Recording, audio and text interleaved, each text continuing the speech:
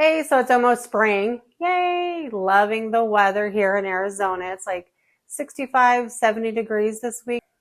It's absolutely beautiful. Blue skies, the weather's great. But we're going to be talking about something a little bit dreary today. We're talking about divorce.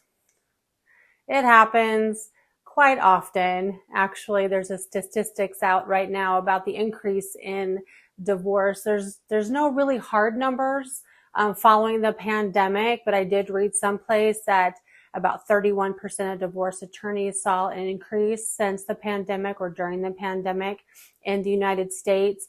And I think in Europe, it was like 50 something percent divorce attorneys saw an increase. So that's a pretty big numbers, but let's talk about divorce and real estate. So welcome to my YouTube channel. My name is Kamya Newcombs with Engel Völkers. This is Dream Home in Arizona. Thank you so much for tuning in. Don't forget to hit that subscribe and follow button. I'm going to have a lot more videos coming up pretty soon. Today we're talking about divorce and the good, bad, and the ugly. I never really know what to say to people when they say, oh, I'm getting a divorce. Like, do you say like, congratulations or I'm sorry? I know for my first marriage, it was definitely the situation was congratulations because he was a bit of an ass. But I'm grown since then. I have a wonderful husband, 3 beautiful children, as you probably already know. But we're going to be talking about divorce in real estate. And here's some crucial steps that you need to take if you are thinking about getting a divorce. So if you own your home together, here's some steps to take that might make it a little bit easier to get through this divorce. Now, it's also going to depend on how well you get along. Do you have any mutual agreements together, or is this going to be a complete battle the entire time? I would always suggest, of course, speaking to your attorneys separately to see what your best course of action is. So one of the first things that you want to consider when you're going through a divorce is you need to find out how much your home is worth on the market. So the true market value for your home. This is going to help you determine the equity that you're going to be splitting up when the divorce is final. So you're going to be doing this after the divorce is final, or before the divorce is even filed. So it's a good idea to determine what your market value is. One way to do that, of course, is to get a professional appraisal. That's when you reach out to an appraisal company. There's a neutral third party that will come in and do a full appraisal on the house. There is also another thing that you can do. It's called a broker price opinion.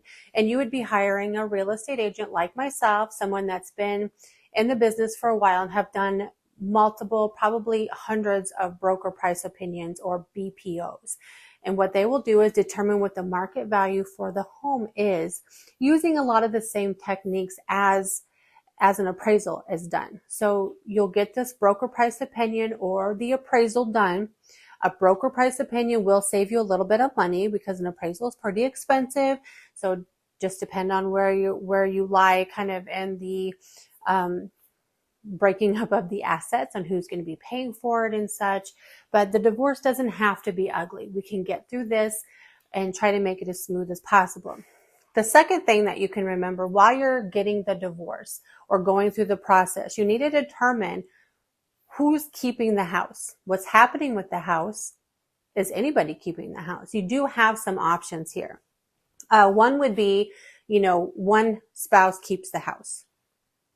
Now, in order for them to do that, they're going to have to do like a refinance to get it under their name only. So you're going to speak to a mortgage lender, go through that whole process. It can be a little bit complicated, so definitely want to get with a professional on that.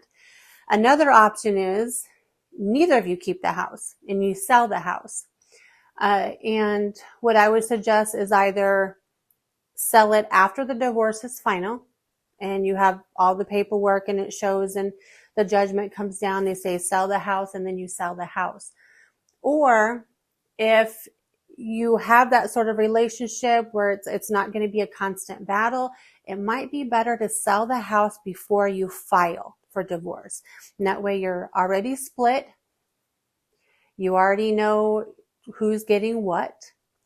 Another thing that you can do is you don't sell the house. You both keep the house together. You don't necessarily both live in the house, obviously, because that's the part that didn't work in the marriage in the first place. But you all do have some options. You can either keep the house together and neither of you live there and you rent it out and then you split 50-50 any proceeds from the rent. So there are some options that you can consider. You don't have to get rid of the house, especially if you're upside down, like in the mortgage. This might be something to consider for sure.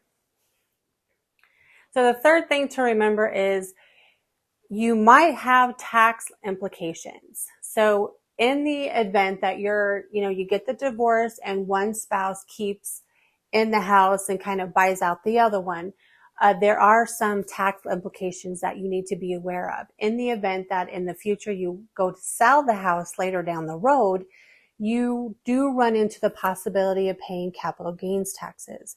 So definitely keeping that in mind when you decide whom is going to be staying in the house if you're keeping the house amongst the two of you.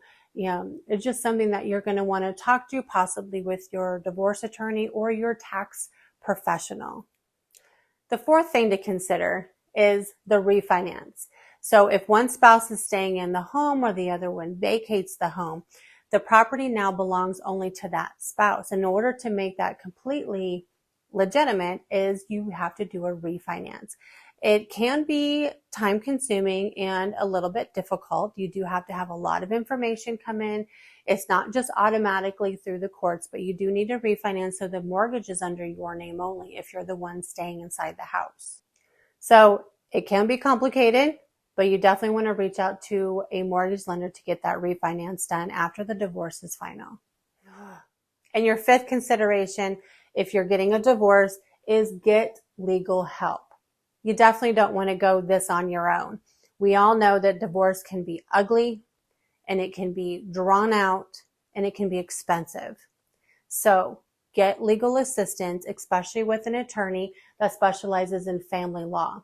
Because when it comes to real estate, that's a pretty big ticket item and you want to make sure that it's all done fairly between the two parties. That way you'll know your rights and you know that you're well informed when it comes to making those decisions in the end.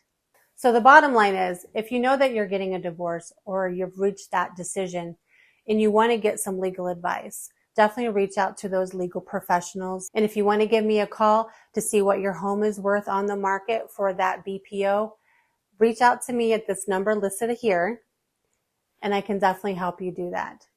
I know divorce can be ugly and drawn out, but it doesn't have to be. And don't worry, I won't be taking sides.